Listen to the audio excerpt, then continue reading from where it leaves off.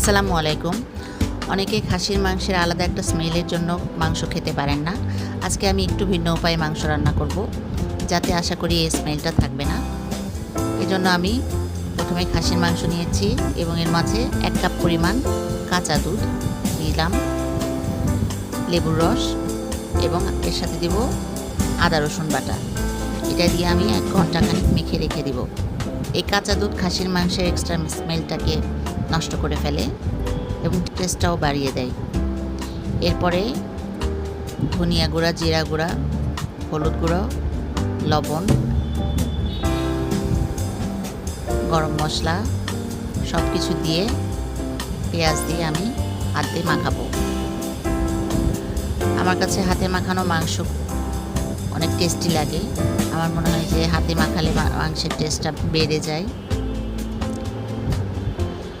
তো চুলায় দিয়ে আমি সেদ্ধ করেছি। আধা সেদ্ধ হওয়ার পরে আমি মাংসটা কষানো শুরু করব।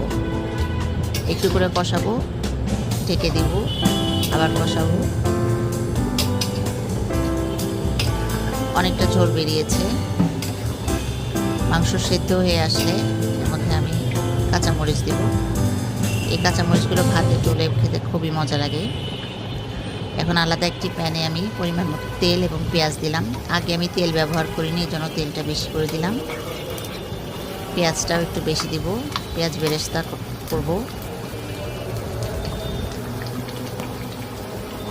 এরকম লাল লাল হয়ে আসলে তেল সহ আমি পেঁয়াজটা এর মধ্যে ঢেলে দেব, দিয়ে আর 5 মিনিটের মতো জাল দেব।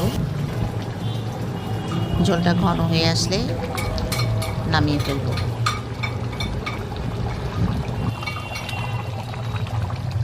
দারুণ মজাদার খাসির মাংস আপনারা বাসায় এভাবে রান্না করে খাবেন।